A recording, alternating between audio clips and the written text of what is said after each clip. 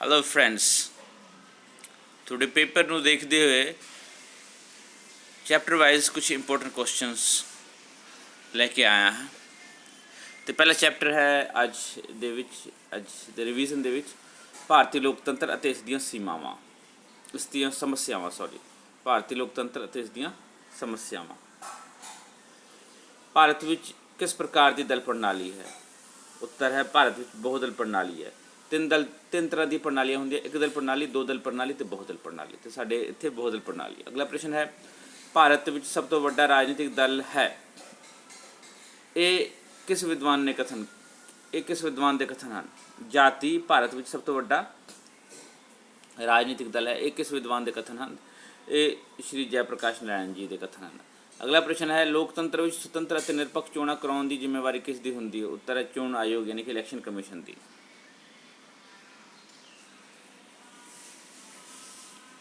ਅਗਲੇ ਪ੍ਰਸ਼ਨ 'ਤੇ ਚੱਲਦੇ ਹਾਂ। ਭਾਰਤ ਵਿੱਚ ਖੇਤਰਵਾਦ ਦੀ ਭਾਵਨਾ ਨੇ ਡੈਸ਼ ਅਤੇ ਡੈਸ਼ ਵਿਚਕਾਰ ਤਣਾਅ ਦੀ ਭਾਵਨਾ ਪੈਦਾ ਕੀਤੀ ਹੈ। ਰਾਜਾਂ ਅਤੇ ਕੇਂਦਰ ਵਿਚਕਾਰ। ਇੱਥੇ ਰਾਜਾਂ ਆ ਜਾਏਗਾ, ਇੱਥੇ ਕੇਂਦਰ ਵਿਚਕਾਰ। ਅਗਲਾ ਪ੍ਰਸ਼ਨ ਹੈ ਭਾਰਤੀ ਸੰਵਿਧਾਨ ਦੀ ਧਾਰਾ 17 ਛੂਤ-ਛਾਤ ਦੇ ਖਾਤਮੇ ਦੀ ਵਿਵਸਥਾ ਕਰਦੀ ਹੈ। ਇਹ ਧਾਰਾ ਕਿਸ ਦੀ ਖਾਤਮੇ ਦੀ ਵਿਵਸਥਾ ਕਰਦੀ ਹੈ? ਛੂਤ-ਛਾਤ ਦੀ। ਅਗਲਾ ਪ੍ਰਸ਼ਨ ਹੈ ਭਾਰਤ ਵਿੱਚ ਲੋਕਾਂ ਨੂੰ ਮੌਲਿਕ ਅਧਿਕਾਰ ਦਿੱਤੇ ਗਏ ਹਨ। ਇਹ ਸੰਵਿਧਾਨ ਦੇ ਕਿਸ ਭਾਗ ਵਿੱਚ ਹਨ? ਮੌਲਿਕ ਅਧਿਕਾਰ ਸੰਵਿਧਾਨ ਦੇ ਤੀਜੇ ਭਾਗ ਵਿੱਚ ਹਨ। ਤੀਸਰੇ ਭਾਗ ਵਿੱਚ। ਅਗਲਾ ਪ੍ਰਸ਼ਨ ਹੈ ਭ੍ਰਿਸ਼ਟਾਚਾਰ ਨੇ ਭਾਰਤ ਦੇ ਲੋਕਤੰਤਰ ਨੂੰ ਪ੍ਰਭਾਵਿਤ ਕੀਤਾ ਹੈ। ਸਹੀ ਜਾਂ ਗਲਤ? ਸਹੀ, ਬਿਲਕੁਲ ਸਹੀ। ਅਗਲਾ ਪ੍ਰਸ਼ਨ ਹੈ ਭਾਰਤੀ ਰਾਜਨੀਤੀ ਵਿੱਚ ਅੱਜ ਕੱਲ੍ਹ ਸੋਸ਼ਲ ਮੀਡੀਆ ਵੱਡੀ ਭੂਮਿਕਾ ਨਿਭਾ ਰਹੀ ਹੈ। ਸਹੀ ਜਾਂ ਗਲਤ? ਬਿਲਕੁਲ ਸਹੀ। ਅੱਗੇ ਹੈ ਭਾਰਤ ਇੱਕ ਧਰਮ ਆਧਾਰਿਤ ਰਾਜ ਹੈ। ਗਲਤ ਹੈ, ਭਾਰਤ ਇੱਕ ਧਰਮ ਨਿਰਪੱਖ ਰਾਜ ਹੈ। ਅਗਲਾ ਪ੍ਰਸ਼ਨ ਹੈ ਗਰੀਬੀ, ਅਨਪੜ੍ਹਤਾ ਅਤੇ ਬੇਰੁਜ਼ਗਾਰੀ ਦਾ ਭਾਰਤੀ ਲੋਕਤੰਤਰ 'ਤੇ ਪ੍ਰਭਾਵ ਨਹੀਂ ਹੈ। ਗਲਤ ਹੈ, ਇਹ ਪ੍ਰਭਾਵ ਬਹੁਤ ਦੁਸ਼ਟ ਪ੍ਰਭਾਵ ਹੈ ਗਰੀਬੀ, ਅਨਪੜ੍ਹਤਾ ਅਤੇ ਬੇਰੁਜ਼ਗਾਰੀ ਦਾ। 2 ਨੰਬਰ ਵਾਲੇ ਪ੍ਰਸ਼ਨ ਭਾਰਤ ਵਿੱਚ ਬਹੁਦਲੀ ਪ੍ਰਣਾਲੀ ਸੰਸਦੀ ਸਰਕਾਰ ਲਈ ਕਿਵੇਂ ਚੁਣੌਤੀ ਹੈ? ਉੱਤਰ ਹੈ ਬਹੁਦਲੀ ਪ੍ਰਣਾਲੀ ਦੀ ਹੋਂਦ ਕਾਰਨ ਭਾਰਤ ਵਿੱਚ ਸਰਕਾਰ ਬਣਾਉਣ ਦੀ ਸਮੱਸਿਆ ਆਉਂਦੀ ਹੈ।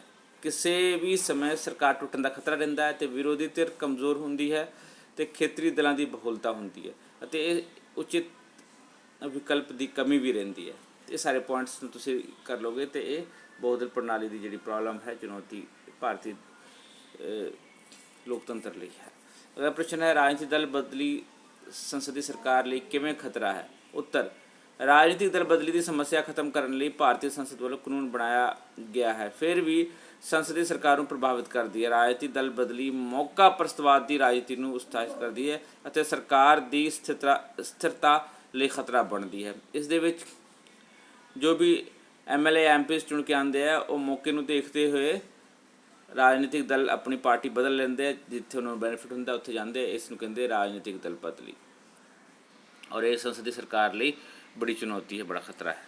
ਅਗਲਾ ਪ੍ਰਸ਼ਨ ਹੈ ਭਾਰਤ ਵਿੱਚ ਗਠਜੋੜ ਸਰਕਾਰਾਂ ਦੀ ਕੀ ਸਮੱਸਿਆ ਹੈ? ਉੱਤਰ ਭਾਰਤ ਵਿੱਚ ਪਿਛਲੇ ਕੁਝ ਸਾਲਾਂ ਤੋਂ ਗਠਜੋੜ ਸਰਕਾਰਾਂ ਦਾ ਨਿਰਮਾਣ ਹੁੰਦਾ ਆ ਰਿਹਾ ਹੈ, ਜਦਕਿ ਮਿਲੀ ਜੁਲੀ ਸਰਕਾਰ ਆਮ ਤੌਰ 'ਤੇ ਅਸਥਿਰ ਹੁੰਦੀ ਹੈ। ਉਹ ਜਿਹੜੀ ਪਰਮਾਨੈਂਟ ਨਹੀਂ ਹੁੰਦੀ ਹੈ, ਮਤਲਬ ਇਹਦੇ ਡਿੱਗਣ ਦਾ ਖਤਰਾ ਰਹਿੰਦਾ ਜ਼ਿਆਦਾ। ਅਤੇ ਸਰਕਾਰ ਵਿੱਚ ਸ਼ਾਮਿਲ ਦਲ ਆਪਣੇ ਲਾਭ ਲਈ ਸਰਕਾਰਾਂ ਦੇ ਕੰਮਾਂ ਅਤੇ ਨੀਤੀਆਂ ਨੂੰ ਪ੍ਰਭਾਵਿਤ ਕਰਦੇ ਰਹਿੰਦੇ ਹਨ ਅਤੇ ਆਪਣੇ ਫਾਇਦੇ ਲਈ ਉਹ ਸਰਕਾਰ ਨੂੰ ਸਮੇਂ-ਸਮੇਂ 'ਤੇ ਡਰਾਉਂਦੇ ਰਹਿੰਦੇ ਅਤੇ ਉਹਨਾਂ ਨੂੰ ਚੁਣੌਤੀਆਂ ਵੀ ਦਿੰਦੇ ਰਹਿੰਦੇ ਨੇ, ਜਿਸ ਕਰਕੇ ਭਾਰਤ ਵਿੱਚ ਗਠਜੋੜ ਸਰਕਾਰਾਂ ਦੀ ਸਮੱਸਿਆ ਇੱਕ ਵੱਡੀ ਸਮੱਸਿਆ ਹੈ। ਅਗਲਾ ਪ੍ਰਸ਼ਨ ਹੈ ਭਾਰਤ ਵਿੱਚ ਵੱਧ ਰਿਹਾ ਅਪਰਾਧੀਕਰਨ ਲੋਕਤੰਤਰ ਲਈ ਕਿਵੇਂ ਖਤਰਾ ਹੈ?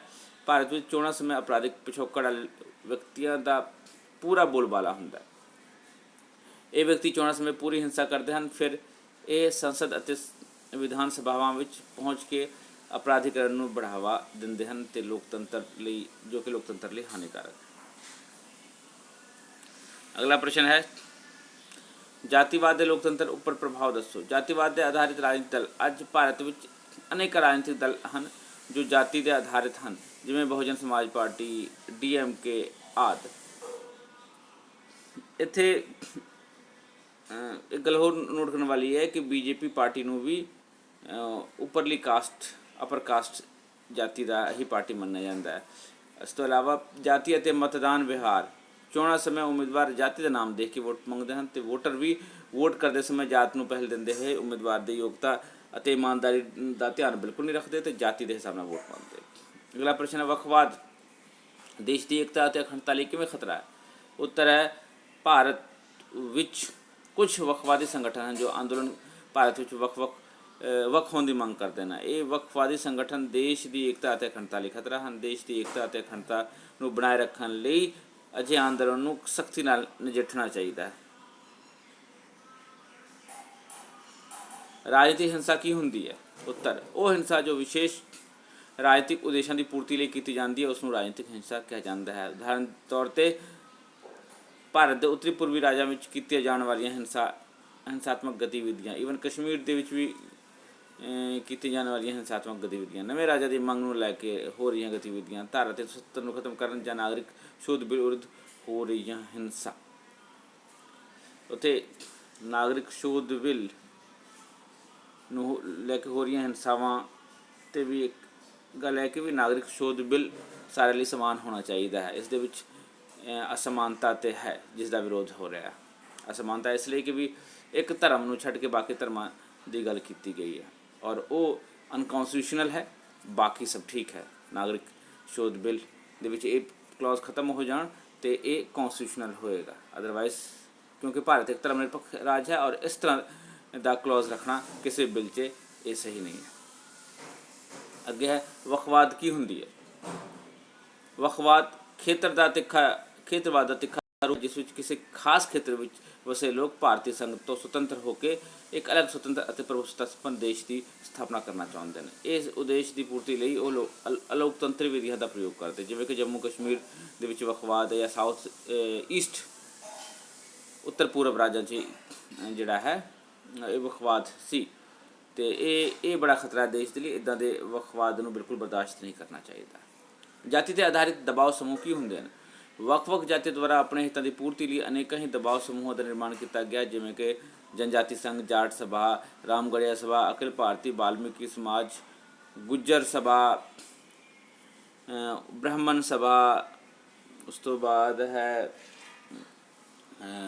ਇਸ ਤਰ੍ਹਾਂ ਦੇ ਹੋਰ ਬੜੇ ਸਭਾਵਾਂ ਹੈਗੇ ਜਿਹੜੇ ਕਿ ਦਬਾਅ ਸਮੂਹ ਬਣਾ ਕੇ ਬੈਠੇ।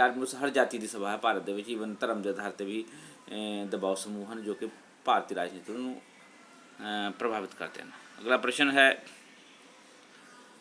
ਲੋਕ ਲੁਭਾਵਨੇ ਵਾਅਦੇ ਦੀ ਰਾਜਨੀਤੀ ਕੀ ਹੁੰਦੀ ਹੈ? ਲੋਕ ਲੁਭਾਵਨੇ ਵਾਅਦੇ ਹੁੰਦੇ ਜਦੋਂ ਤੁਸੀਂ ਵੱਡੇ ਪ੍ਰੋਮਿਸ ਕਰ ਦਿੰਦੇ ਹੋ। ਅੱਜ ਕੱਲ੍ਹ ਚੋਣਾਂ ਸਮੇਂ ਹਰ ਰਾਜਨੀਤਿਕ ਦਲ ਲੋਕਾਂ ਨਾਲ ਬਹੁਤ ਵੱਡੇ ਵਾਅਦੇ ਕਰਦੇ ਹਨ। ਜਦ ਉਹ ਜਿੱਤ ਜਾਂਦੇ ਹਨ ਤਾਂ ਉਹਨਾਂ ਨੂੰ ਪੂਰਾ ਕਰਨ ਲਈ ਅੰਨ੍ਹੇਵਾਹ ਪੈਸਾ ਖਰਚ ਕਰਦੇ ਹਨ। ਕਈ ਵਾਰੀ ਉਹ ਵਾਅਦੇ ਪੂਰਾ ਨਹੀਂ ਕਰ ਸਕਦੇ ਹਨ ਅਤੇ ਇਸ ਕਰਕੇ ਲੋਕਾਂ ਦਾ ਵਿਸ਼ਵਾਸ ਲੋਕਤੰਤਰ ਤੋਂ ਉੱਠ ਜਾਂਦਾ ਹੈ, ਜੋ ਲੋਕਤੰਤਰ ਲਈ ਠੀਕ ਨਹੀਂ ਹੈ। ਅਤੇ ਲੋਕ ਲੁਭਾਵਨੇ ਵਾਅਦੇ ਕਰਕੇ ਹੀ ਜਿਹੜੀ ਕਾਫੀ ਸਰਕਾਰਾਂ ਜਿੱਤੀਆਂ। ਈਵਨ ਅਗਰ ਕਹਿ ਸਕਦੇ ਕਿ ਮੋਦੀ ਸਰਕਾਰ ਵੀ ਲੋਕ ਲੁਭਾਵਨੇ ਵਾਅਦੇ ਕਰਕੇ ਆਈ ਅਤੇ ਇਹ ਕੋਈ ਝੂਠੀ ਗੱਲ ਨਹੀਂ ਹੋਏਗੀ। ਹੁਣ ਦੋਸਤੋ 4 ਅੰਕ ਵਾਲੇ ਥੋੜ੍ਹੇ ਜਿਹੇ ਪ੍ਰਸ਼ਨ ਹੈਗੇ, 2-3 ਪ੍ਰਸ਼ਨ ਚਲੋ ਇਹ ਵੀ ਕਰ ਹੀ ਲੈਂਦੇ ਹਾਂ।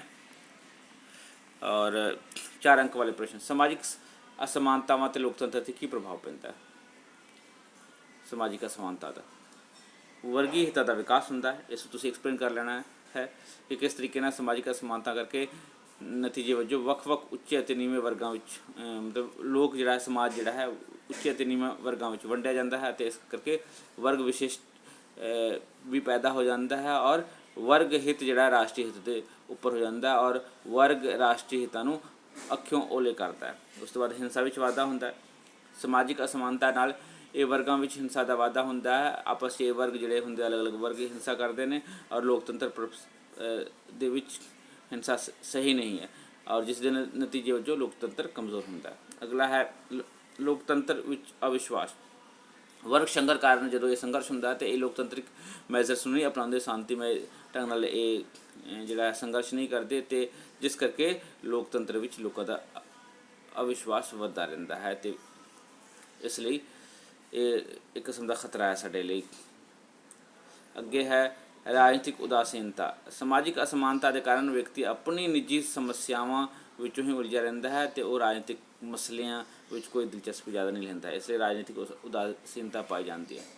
ਇਹ ਸਮਾਜਿਕ ਅਸਮਾਨਤਾ ਦਾ ਇੱਕ ਬਹੁਤ ਵੱਡਾ ਕਾਰਨ। ਸਾਡੇ ਜਿਹੜੇ ਗਰੀਬ ਲੋਕ ਹੈ 30-40% ਗਰੀਬ ਲੋਕ ਔਰ ਮੱਧ ਸ਼੍ਰੇਣੀ ਦੇ ਲੋਕ ਜ਼ਿਆਦਾ ਇੰਟਰਸਟਿਡ ਰਾਜਨੀਤੀ 'ਚ ਇਸ ਕਰਕੇ ਨਹੀਂ ਹੁੰਦੇ। ਤੇ ਇਸ ਲਈ ਸਮਾਜਿਕ ਅਸਮਾਨਤਾ ਜਿਹੜੀ ਹੈ ਲੋਕਤੰਤਰ ਨੂੰ ਬਹੁਤ ਬੁਰੀ ਤਰੀਕੇ ਨਾਲ ਪ੍ਰਭਾਵਿਤ ਕਰਦੀ ਹੈ। ਅਗਲਾ ਪ੍ਰਸ਼ਨ ਹੈ, ਅਨਪੜ੍ਹਤਾ ਭਾਰਤੀ ਲੋਕਤੰਤਰ ਨੂੰ ਕਿਵੇਂ ਪ੍ਰਭਾਵਿਤ ਕਰਦਾ ਹੈ? ਉੱਤਰ, ਰਾਜਨੀਤਿਕ ਚੇਤਨਾ ਦੀ ਕਮੀ ਹੁੰਦੀ ਹੈ। ਲੋਕ ਰਾਜਨੀਤੀ ਬਾਰੇ ਸੂਝ-ਬੂਝ ਨਹੀਂ ਰੱਖਦੇ, ਨਹੀਂ ਪੜ੍ਹਦੇ। ਉਸ ਤੋਂ ਬਾਅਦ ਰੂੜੀਵਾਦੀ ਸੂਝ ਪੈਦਾ ਹੁੰਦੀ ਹੈ। ਪੁਰਾਣੇ ਜਿਹੜੇ ਵਿਚਾਰ ਤੇ ਉੱਤੇ ਚੱਲਦੇ ਰਹਿੰਦੇ ਨੇ, ਦ੍ਰਿਸ਼ਟੀਕੋਣ ਦੇ ਵਿੱਚ ਬਦਲਾਵ ਨਹੀਂ ਆਉਂਦਾ ਹੈ। ਉਸ ਤੋਂ ਬਾਅਦ ਸਿਹਤਮੰਦ ਲੋਕਮਤ ਦੀ ਘਾਟ ਹੈ। ਲੋਕੀ ਅਨਪੜ੍ਹ ਵਿਅਕਤੀ ਸਮਝਦਾਰੀ ਨਾਲ ਲੋਕਤੰਤਰ ਵਿੱਚ ਵੋਟ ਨਹੀਂ ਪਾਉਂਦਾ ਹੈ, ਬਸ ਜਾਤੀ ਔਰ ਪੈਸੇ ਔਰ ਲੋਕਾਂ ਦੇ ਝੂਠੇ ਵਾਅਦੇ 'ਚ ਫਸ ਕੇ ਵੋਟ ਪਾ ਦਿੰਦਾ ਹੈ। ਉਸ ਤੋਂ ਬਾਅਦ ਭੋਲੇ ਭਾਲੇ ਲੋਕਾਂ ਨੂੰ ਗੁੰਮਰਾਹ ਕਰਨਾ ਸੌਖਾ। ਜਿਹੜੇ ਅਨਪੜ੍ਹ ਲੋਕ ਹੁੰਦੇ ਉਹ ਜ਼ਿਆਦਾਤਰ ਭੋਲੇ ਭਾਲੇ ਹੁੰਦੇ ਨੇ, ਮਾਸੂਮ ਹੁੰਦੇ, ਚਲਾਕ ਨਹੀਂ ਹੁੰਦੇ ਨੇ, ਅਤੇ ਇਸ ਕਰਕੇ ਉਹਨਾਂ ਨੂੰ ਗੁੰਮਰਾਹ ਕਰਨਾ ਆਸਾਨ ਹੁੰਦਾ ਹੈ। ਨੈਕਸਟ ਪ੍ਰਸ਼ਨ ਹੈ, ਖੇਤਰਵਾਦ ਦੇ ਰੂਪ ਲਿਖੋ। ਖੇਤਰਵਾਦ ਦੇ ਅਲੱਗ ਅਲੱਗ ਰੂਪ ਹੈਗੇ।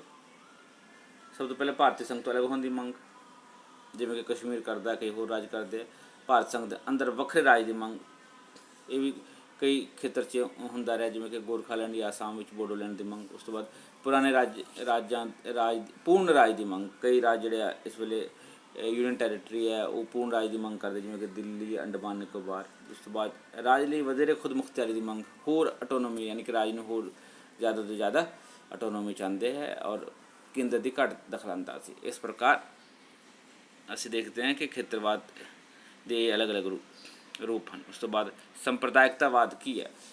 ਸੰਪਰਦਾਇਵਾਦ ਦੇ ਭਾਰਤੀ ਰਾਜਨੀਤਿਕ ਉੱਪਰ ਕੀ ਪ੍ਰਭਾਵ ਪਿਆ? ਤਾਂ ਸੰਪਰਦਾਇਕਤਾਵਾਦ ਹੈ ਇਹ ਧਾਰਮਿਕ ਕੱਟੜਪੰਥਾ ਨੂੰ ਬੜਾਵਾ ਦੇਣਾ ਔਰ ਇੱਕ ਸੰਪਰਦਾਇ ਨੂੰ ਬੜਾਵਾ ਦੇਣਾ। ਸੰਪਰਦਾਇਕ ਰਾਜਨੀਤਿਕ ਦਲਾਂ ਦਾ ਨਿਰਮਾਣ ਹੁੰਦਾ ਇਸ ਦੇ ਬੇਸਿਸ 'ਤੇ, ਜਿਵੇਂ ਕਿ ਸਾਡੇ ਦੇਸ਼ 'ਚ ਕਈ ਰਾਜਨੀਤਿਕ ਦਲ ਹੈ। ਅੱਜ ਕੱਲ੍ਹ ਧਰਮ ਦੇ ਆਧਾਰਿਤ ਰਾਜਨੀਤਿਕ ਦਲਾਂ ਦਾ ਨਿਰਮਾਣ ਹੋ ਰਿਹਾ, ਜੋ ਲੋਕਤੰਤਰ ਲਈ ਖਤਰਾ ਹੈ। ਜਿਵੇਂ ਕਿ AIM ਮਿਸਟਰ ਓਵੈਸੀ ਦੀ ਪਾਰਟੀ ਵੀ ਹੈ। ਈਵਨ BJP ਨੂੰ ਵੀ ਹਿੰਦੂ ਰਾਜਨੀਤਿਕ ਦਲ ਮੰਨਿਆ ਜਾਂਦਾ ਹੈ ਔਰ ਅਕਾਲੀ ਦਲ ਵੀ ਸਿੱਖ ਪਾਰਟੀ ਦਾ ਦਲ ਮੰਨਿਆ ਜਾਂਦਾ ਹੈ। ਸੰਪਰਦਾਇਕ ਦੰਗੇ ਫਸਾਦ, ਸੰਪਰਦਾਇਕ ਦੰਗੇ ਫਸਾਦ ਹੁੰਦੇ ਜੋ ਰਾਜਨੀਤੀ ਨੂੰ ਪ੍ਰਭਾਵਿਤ ਕਰਦੇ ਆ। ਧਰਮ ਦੇ ਆਧਾਰ ਉੱਤੇ ਦੰਗੇ ਫਸਾਦ ਲੋਕਤੰਤਰ ਲਈ ਬਹੁਤ ਖਤਰਾ ਹੈ, ਜਿਵੇਂ ਕਿ ਨਾਗਰਿਕਤਾ ਸੋਧ ਬਿੱਲ ਨੂੰ ਲੈ ਕੇ ਦਿੱਲੀ ਵਿੱਚ ਸੰਪਰਦਾਇਕ ਦੰਗੇ ਹੋਏ ਸਨ। ਅੱਗੇ ਹੈ ਸੰਪਰਦਾਇਕ ਦਬਾਅ ਸਮੂਹਾਂ ਦਾ ਨਿਰਮਾਣ। ਸੰਪਰਦਾਇ ਦੇ ਆਧਾਰ 'ਤੇ ਅਲੱਗ ਅਲੱਗ ਦਬਾਅ ਸਮੂਹ ਬਣਾਏ ਜਾਂਦੇ ਜੋ ਸੰਪਰਦਾਇ ਦੇ ਲਈ ਕੰਮ ਕਰਦੇ ਹਨ, ਜੋ ਕਿ ਖਤਰਨਾਕ ਸਿੱਧ ਹੁੰਦਾ ਹੈ ਲੋਕਾਂ ਲਈ। ਇਹ ਗਲਤ ਸਾਧਨ ਦਾ ਵੀ ਇਸਤੇਮਾਲ ਕਰਦੇ ਹਨ। ਖੁਸ਼ ਕਰਨ ਦੀ ਨੀਤੀ, ਚੋਣਾਂ ਦੇ ਸਮੇਂ ਹਰ ਪਾਰਟੀ ਕਿਸੇ ਖਾਸ ਧਰਮ ਦੇ ਲੋਕਾਂ ਨੂੰ ਖੁਸ਼ ਕਰਨ ਦੀ ਲਈ ਕੋਸ਼ਿਸ਼ ਕਰਦੀ ਹੈ। ਇਹ ਪਹਿਲਾਂ ਮੰਨਿਆ ਜਾਂਦਾ ਸੀਗਾ ਕਿ ਵੀ ਕਾਂਗਰਸ ਪਾਰਟੀ ਮੁਸਲਮਾਨਾਂ ਨੂੰ ਖੁਸ਼ ਕਰਦੀ ਹੈ। ਅੱਜ ਇਹ ਮੰਨਿਆ ਜਾਂਦਾ ਕਿ BJP ਹਿੰਦੂਆਂ ਨੂੰ ਖੁਸ਼ ਕਰਨ ਲਈ ਅਲੱਗ ਅਲੱਗ ਤਰ੍ਹਾਂ ਦਾ ਪ੍ਰਚਾਰ ਪ੍ਰਸਾਰ ਕਰਦੀ ਹੈ। ਇਸ ਤਰ੍ਹਾਂ ਸੰਪਰਦਾਇਕ ਜਿਹੜਾ ਹੈ ਭਾਰਤੀ ਰਾਜਨੀਤੀ ਉੱਪਰ ਬਹੁਤ ਪ੍ਰਭਾਵ ਪਾਉਂਦੀ ਹੈ ਔਰ ਇਹ ਅੱਛਾ ਪ੍ਰਭਾਵ ਦੀ ਜਗ੍ਹਾ ਮਾੜਾ ਪ੍ਰਭਾਵ ਪਾਉਂਦੀ ਹੈ, ਜੋ ਕਿ ਸਾਡੇ ਲੋਕਤੰਤਰ ਲਈ ਬਹੁਤ ਹਾਨੀਕਾਰਕ ਹੈ ਅਤੇ ਖਤਰਾ ਹੈ। ਅਤੇ ਦੋਸਤੋ ਇਹ ਸਨ ਕੁਝ ਕੁਐਸਚਨਸ, ਰਾਈਟ। ਮਿਲਦੇ ਆਪਾਂ ਫਿਰ ਨੈਕਸਟ ਵੀਡੀਓ 'ਚ। Thank you, God bless you, take care, bye bye.